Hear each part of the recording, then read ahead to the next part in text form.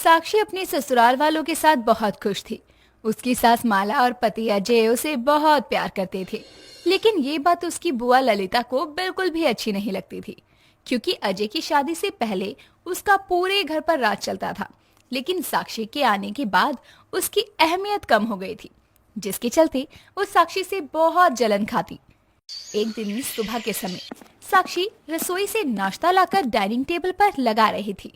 तभी ललिता वहां आती है और साक्षी को बिना सर पर पल्लू लिए काम करते देखकर माला से कहती है, भाभी देख रही हैं आप अपनी बहू को कैसे बिना सर पल्लू लिए पूरे घर में मंडरा रही है। ऐसे अच्छा थोड़ी ना लगता है घर की बहू अपनी बुआ सास और सास के सामने ऐसे बिना पल्लू के घूमे। जीजी, आप कुछ ज्यादा ही सोच रही हैं। ऐसा कुछ नहीं है। मेरी बहू को अपनों से बड़ों का सम्मान करना बहुत अच्छे से आता है। वो तो दिख रहा है भाभी कि आपकी बहू अपने से बड़ों का सम्मान कितना अच्छे से करती है। आप रुकिए, इसे तो मैं समझा कर आती हूँ। रहने दो जीजी, अभी सुबह सुबह कुछ मत बोलो बहू को। बेचारी का पूरा दिन खराब हो जाएगा। काम करते टाइम नहीं ध्यान रहा होगा। वैसे भी कोई बाहर वाला तो है नहीं, घर में है। भगवान ही जाने इस लड़की ने मेरे घर वालों को क्या कर दिया। आने के बाद जब से इस घर में आई है तब से लोगों ने मेरी बात सुनना छोड़ दिया। जी भाभी, जैसा आप बोले। ललिता और माला आपस में बातें कर ही रही थी कि तभी साक्षी सर पर पल्लू लिए उनके पास आती है और कहती है, मम्मी जी, बुआ जी, नाश्ता लग गया है डाइनिंग टेबल पर। चलिए आप लोग नाश्ता कर लीजिए, मैं तब तक अजय जी को बुला कर लाती हूँ। बहू, अब क्या जरूरत थी सर पर पल्लू लेने की? जैसे पहले काम करते टाइम नहीं ले रखा था वैसे अभी भी नहीं लेती। कौन सा यहाँ कोई बाहर वाला है? मतलब मैं कुछ समझी नहीं बुआ जी, आप कहना क्या चाहती हैं? साफ साफ बोलिए। कुछ नहीं, मुझे क्या जरूरत है कुछ बोलने की। अब ये मेरा घर कहाँ? मेरा घर तो है ही नहीं, इस पर तो तूने अपना कब्जा कर लिया है। वैसे सच बताऊं बुआ जी तो बुरा मत मानना, लेकिन मैंने बहुत सी बुआएं देखी हैं, लेकिन आपके जैसी जलनखोर बुआ आज तक नहीं देखी। आपको मेरी हर चीज से प्रॉब्लम है। कोई बात नहीं, माफ करिए जो भी बुरा लगा हो। मैं चलती हूँ अजय जी को बुलाने। हाँ हाँ जा, जब तक तुम दोनों तोता मैना की तरह गुटरगू ना कर लो तब तक तुम्हारा खाना हजम कहाँ होगा।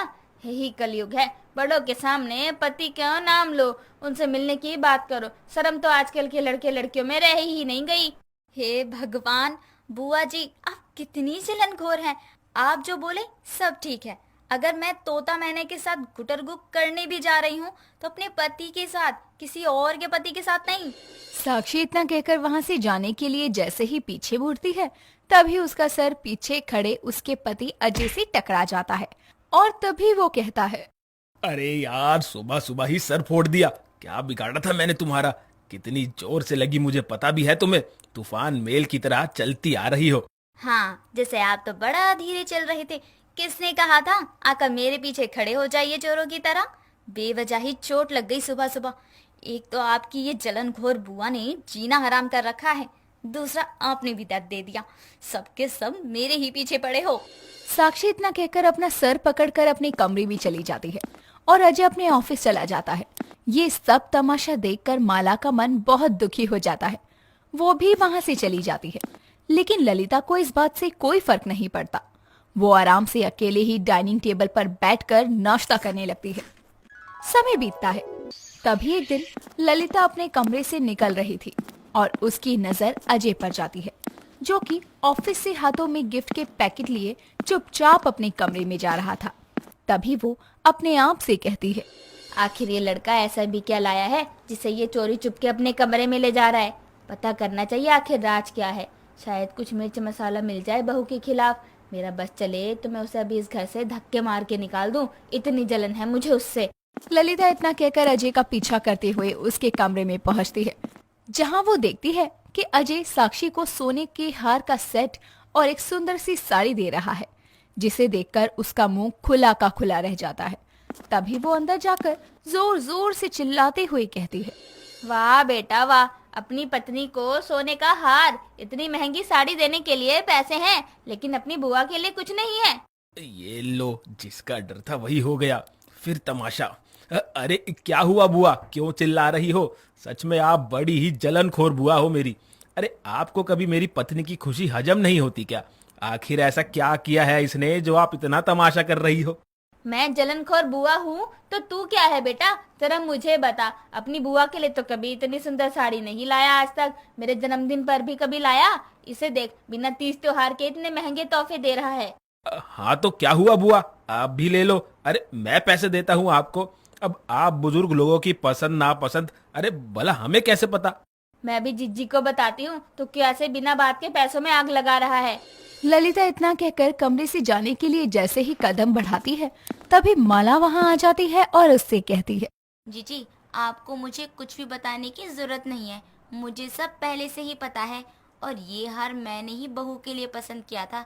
जीजी बुरा मत मानिए, लेकिन ये सच है कि आप बहुत जलनखोर हैं और ये उम्र आपके अपने बच्चों को देखकर जलने की नहीं है।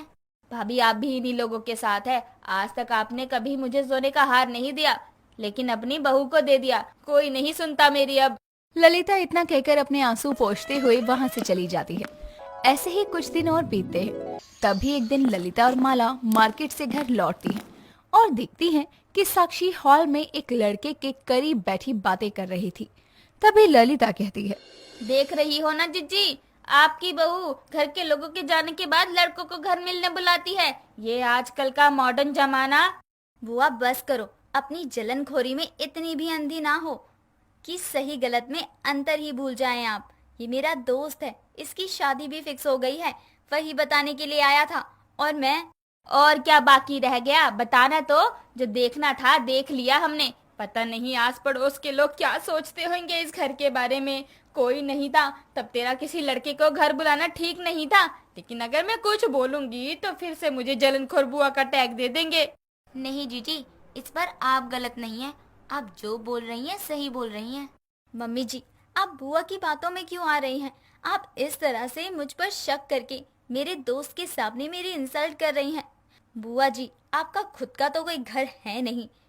आपने खुद तो आज तक अपना घर बसाया नहीं, अपने भाई के घर पर पड़ी हुई हैं। लेकिन ऐसे मेरी सास को भड़काकर मेरा घर क्यों तोड़ रही हैं? साक्षी की बात सुनकर माला को बहुत गुस्सा आता है और वो साक्षी पर हाथ तक उठा लेती है।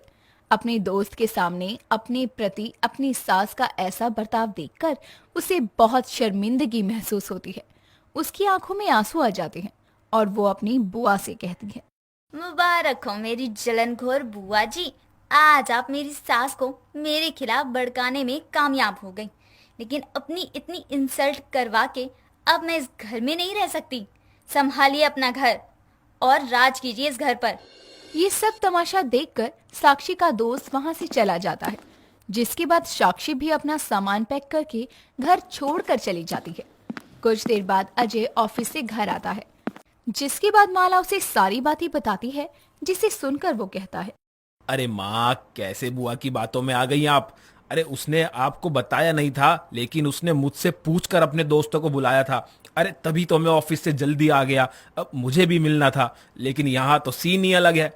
अपने बेटे की बात सुनकर माला को अपनी गलती का एहसास होता है, जिसके बाद वो अपनी बहू के पास जाती है और उसे मनाकर घर वापस ले आती है और दोबारा फिर कभी अपनी ननद की बातों में नहीं आती। और इस तरह से फिर साक्षी की जलनखोर बुआ की कोशिश नाकामयाब हो जाती है।